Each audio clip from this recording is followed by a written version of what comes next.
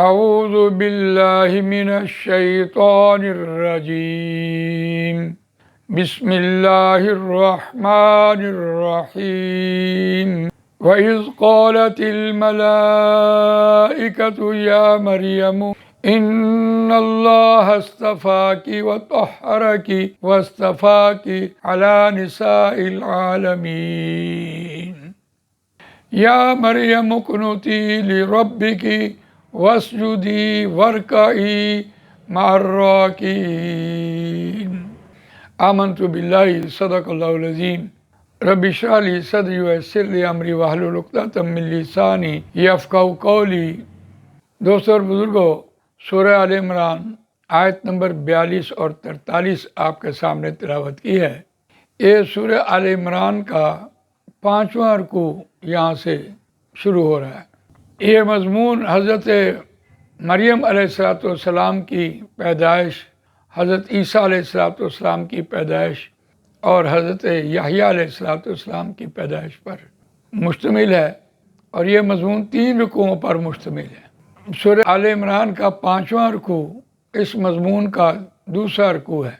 یہاں حضرت مریم علیہ السلام کو فرشتوں نے پکارا، اور حضرت مریم علیہ السلام کو فرشتوں نے ایک بشارت دی، اور وہ بشارت تھی کہ تمام انسانوں کی عورتوں میں سے بزرگی اور برتری اور فضیلت کے اعتبار سے اللہ تعالیٰ نے حضرت مریم علیہ السلام کو چن لیا ہے۔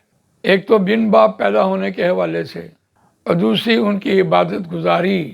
ایک تو حضرت مریم علیہ السلام کے والد اور والدہ کی منت کے حوالے سے، اور دوسرا حضرت عیسیٰ علیہ السلام کی پیدائش کے حوالے سے۔ تو یہاں بشارت دی جا رہی ہے، اور آیت کا روان ترجمہ سنتے ہیں۔ وَإِذْ قَالَتِ الْمَلَائِكَةُ يَا مَرْيَمُ إِنَّ اللَّهَ اصْطَفَاكِ وَطَهَّرَكِ وَاصْطَفَاكِ عَلَى نِسَاءِ الْعَالَمِينَ۔ اور جب کہا فرشتوں نے، اے مریم، بے شک اللہ نے تجھے چن لیا ہے۔ إِنَّ اللَّهَ اصْطَفَاكِ، اللہ نے تجھے چن لیا ہے، وَطَهَّرَكِ، اور تجھے صاف ستھرا کیا ہے، پاک صاف کیا ہے۔ ایک چننے کے اعتبار سے ان کی والدہ کی جو منت تھی اس کو پورا کرنے کے اعتبار سے تھا، ورنہ عام طور پر منت تو مانگی جاتی ہے، لیکن اس کو پورا کرنا جان جوکھوں کا کام ہے۔ اس کو پورا کرنا، اور پھر اس کو وہاں کے جو راج الوقت گرجے تھے، ان میں جو پادری بیٹھتے تھے، ان سے جگہ لے کر اس مقام پر پہنچانا، تاکہ یہ عبادت گزاری میں تنہا ہو۔ اس سے یہ مراد نہیں ہے کہ آج عورتیں جو ہیں وہ مسجد میں جا کر نماز پڑھیں، اس سے یہ دلیل نہیں لی جا سکتی۔ اور وہ بھی ایک جو گرجا تھا اس کے ایک سائڈ پر انہوں نے ایک کمرہ لیا تھا، گرجے کا حصہ نہیں تھا وہ، ایک سائڈ پر ایک کمرہ لے کر اس میں ان کو مقیم ٹھہرایا۔ وہاں ان کی اذان کی آواز تو آتی تھی، اس اعتبار سے بات کہی جا رہی تھی۔ اور اس سے جو راہب لوگ تھے وہ ترک دنیا کرتے، دنیا سے بالکل الگ تھلگ ہو کر عبادت کرتے، کیونکہ وہاں رائج تھی یہ بات عبادت گزاری کے حوالے سے۔ اس لیے حضرت مریم علیہ السلام کو بھی ایک حجرہ لے کے دیا گیا جس میں وہ عبادت کرتی۔ ان اللہ اصطفاک وطہرک، بے شک اللہ نے تجھے چن کر معاشرے سے الگ تھلگ کیا اور صاف ستھرا کیا۔ دنیا کے مصائب، گھر گرہستی کی زندگی، آج آپ دیکھیں صبح سے لے کر شام تک بچوں کی پرورش کے حوالے سے، بچوں کی تعلیم کے حوالے سے، بچوں کے لباس کے حوالے سے، بچوں کی پرورش کے حوالے سے، کھانے پینے کے حوالے سے، گھر گرہستی کے حوالے سے، عزیز و اقارب کے حوالے سے، دنیا کے تمام معاملات سے ان کو صاف ستھرا کیا، بالکل علیحدہ کیا۔ اس پر فرشتوں نے ان کو بشارت سنائی، اور پھر وَاصْطَفَاكِ عَلَى نِسَاءِ الْعَالَمِينَ، اور تجھ کو بزرگی دی تمام جہان کی عورتوں میں سے۔ استفا یستفی چن لینے کے معنی میں آتا ہے، اور جب چن لیتا ہے تو پھر اللہ تعالیٰ اس کو بزرگی اور مرتبہ اور فضیلت تمام جہانوں سے بالکل علیحدہ سے، جیسے ہم کہتے ہیں محمد مصطفیٰ صلی اللہ علیہ وسلم چنا ہوا، جسے اللہ نے چن لیا، بزرگوں برتر فضیلت کے اعتبار سے، بڑائی کے اعتبار سے. تو یہ یہاں بشارت بھی دی گئی. اور پھر دوسری آیت میں یا مریم اقنتی لربک واسجدی وارکعی، اے مریم فرتنی اختیار کر، عاجزی اختیار کر. جیسا رتبہ انسان کا بڑھتا چلا جاتا ہے، یہاں ایک سبق ہے.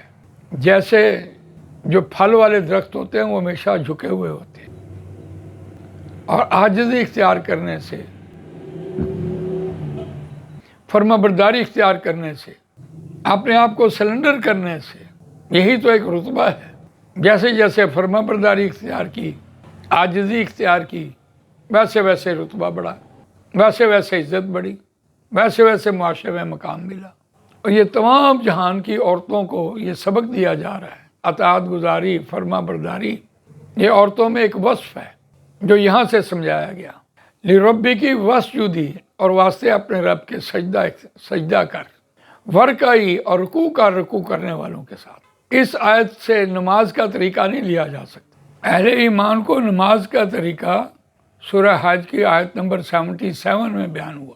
یہاں سجدے سے مراد عاجزی اختیار کرنا ہے، سر جھکانا ہے، اور رکوع سے مراد اور نیچے آ کے، یعنی ایک طریقہ سکھایا جا رہا ہے عاجزی کا. لیکن جو نماز کا طریقہ ہے وہ سورہ حج کی آیت نمبر 77 میں بیان ہوا. جو ترتیب ہے نماز کی، جو کہتے ہیں کہ نماز کا طریقہ نماز میں کہاں لکھا ہے، تو یہ یہاں لکھا ہے.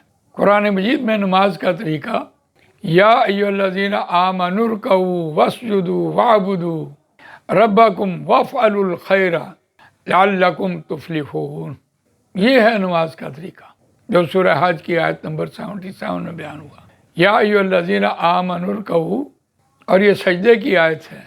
اے اہل ایمان رکوع کرو اور سجدہ کرو، اور واعبدوا، اور اللہ کی عبادت کرو، ربکم، اب تمہارا رب ہے، وافعلوا الخیر، اور نیکی کے کام کرو، لعلکم تفلحون، شاید کہ تم فلاح پاؤ.